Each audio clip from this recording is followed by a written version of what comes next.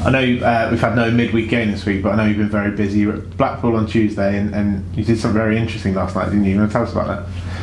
Yeah, I was over at Lowe, RNLI, the Lifeboat Centre, doing a study for my pro licence. So I was out on the waters yesterday, which was very scary, in the wetsuits and everything else, and on the boats, and done a few exercises with them in terms of their training. So I've committed to doing a few.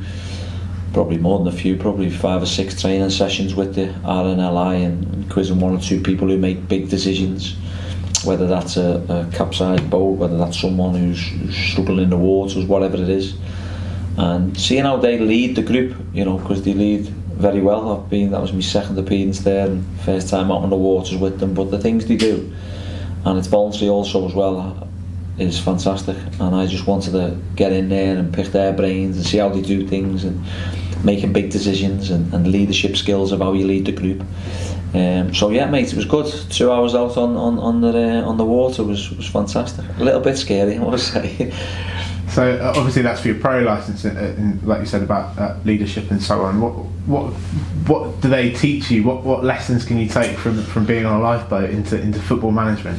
Well, there's decisions that you have to make quick and fast. When they turn up, they have a page. When they turn up and at the lifeboat, they have 6 minutes to get changed. It took me 10 minutes to get into the suit, and then they have 6 minutes to get in a suit and get the boat out with the tractor into the waters, and then get out and help someone and save someone's potential life. There was an incident where I spoke to Clive, and they'd had a call out. They were told it was a capsized boat. They got 100 yards to it. So the main man had to make that decision who went out, whether it was experienced or inexperienced. So experienced, he thought it was a boat flipped over. He gets 100 yards from it, he sees it and goes, that's a boat capsized. Now big decisions have got to be made. Who's getting in the water? Are we getting in the water? Are we pulling the boat this way? They get to 20 yards through and it's a whale's carcass. It's a false alarm. So them decisions and that adrenaline you have to make, because you're thinking someone could be under it, someone could be on top of it, they weren't to know. So I just want to take a little bit out of that, of how we make decisions, and the decision making at the right times, and the leadership skills of how they lead that group to get out there and how fast they have to get out there. So there's loads of stuff like that can be into football, and that's certainly what I'm doing. I'm trying to open it out to the wider spectrum and seeing how you can learn and take little bits from them type of people who lead and make big decisions.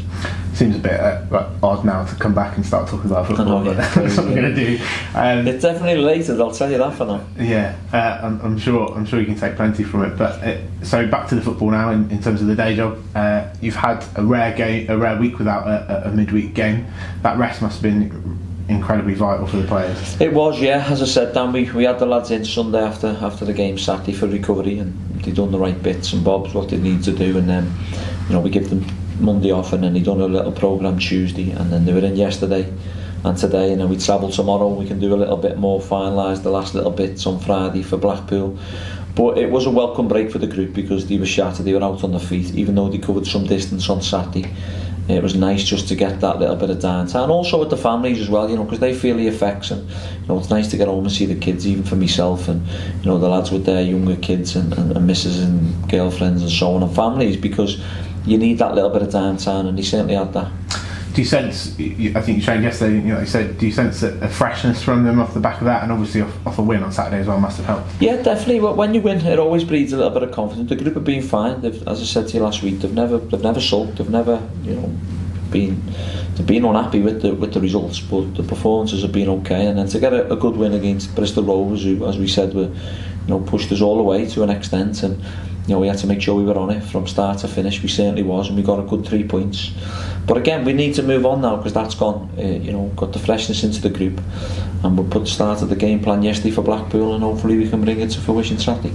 Speaking about the game plan, the last few games you've made subtle tweaks here and there, haven't you, when you've needed to, kept everyone guessing, kept us guessing. How useful at all is that, in all seriousness, to going into a game to keep your opposition on their toes, that you may not set up how they think you will? When teams have done it to us, you've gone okay, you see things that might happen, you see patterns, and that's certainly what we do anyway. We look at different teams, and Blackpool have played the 4-4-2 this time, well, this season plenty of times, and they play the 4-2-3-1 with wingers coming inside. But Critch will have the same ideas as us. He's not soft. He knows what we're going to try and do, and he knows the football is still the same. And whatever formation that is, whether it's a 3-5-2, whether it's a 4-4-2, a 4-2-3-1, they'll have their own opinions of how we play and what we're going to try and do, and the same as us. Because if you don't, you get caught out. And I'm not sitting here saying that we're going to turn up to Blackpool and make big expansive changes. I think the philosophy and the style stays the same way, but a tweak here, there and everywhere could help you, and that's certainly what it did on Saturday. So on Tuesday you went to Blackpool, didn't you, for their game? What were your thoughts on what you saw? Yeah, good, yeah, solid, resolute. Peterborough, I thought at one point they got back in the game 1-1, and to be fair, the game was decided on a penalty really, because it was a penalty for Blackpool, scores 2-1, and then Peterborough pushing on and trying to get that goal, and then Blackpool finally get that third one where they played the short corner and Peterborough didn't send someone out, which cost them. But again, look, we know what they're about. They're solid, they're resolute, they're well drilled, well organised, well coached. We know it's going to be a tough game going there, but it's one we're relishing. It feels like years ago when we played them down here now, doesn't it? Given everything that's happened throughout the season, is there much you can take from that previous game, or is it going to be a completely different sort of occasion? Probably a bit different. I think they've got a different personnel. They've certainly probably got a different few players around the back who didn't play in that game, and a couple of lone players in, even in midfield. But they played a lot more football early on in the season. They go back to front a little bit quicker than they normally did early on in the season, which is fine. That's their way, and that's how they do it. And look to get on second balls and get in our faces a little bit. But they also play when they can. So I think I can't take nothing from that first game, because the first game of the season, Critchard just new into the job, new into his players, his group. We still had a large group of players from the season before, which was with us, and we didn't change. Our philosophy and our style was the same, and our patterns of play. But again, ours has changed a little bit of late, hasn't it, because of the personnel. So, we're expecting a tough game either way, whether it's a footballing game, whether it's a ball back to front game, whatever it is, we know we're in for a bit of a battle, and we've got to make sure we're ready for it.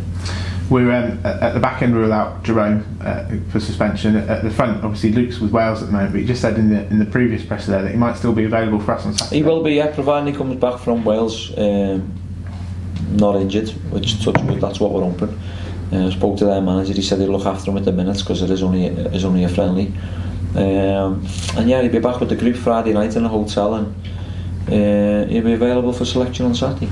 And in terms of the rest of the squad, obviously you talked about tired legs and niggles and so on. How are we looking fitness wise? Yeah, all good. Callum Watts has done a little bit of training with Dave yesterday. He'll do a little bit more on the grass today. Again, we won't push him, but if he's ready, he's a tough Geordie, so if he's ready, he'll be with us. But we'll have a look at that. We'll monitor that today and tomorrow. He'll travel with us anyway, and we'll see where he's at. And hopefully he's fit and available. We wish you well. Thank you. Thank you.